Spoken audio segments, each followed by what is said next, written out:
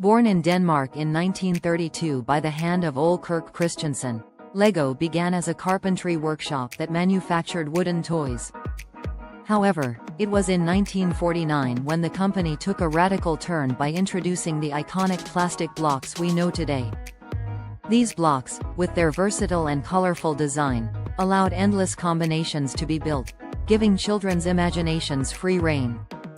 Over the years, Lego has evolved into a multinational company, expanding its product line and achieving worldwide popularity.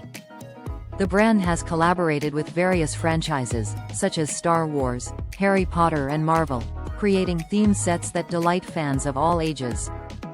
Lego is not only a toy, but also an educational tool that fosters the development of skills such as creativity, problem-solving and spatial thinking. In addition, it has spawned a large community of fans who collect sets, build impressive creations and share their experiences online. Lego has left an indelible mark on popular culture, inspiring generations of builders and collectors. Lego manufactures more than 140 billion pieces a year. The company is characterized by its ability to adapt and evolve, constantly introducing new themes and figures. In short, Lego is much more than just a toy brand. It is a universe of possibilities that has captivated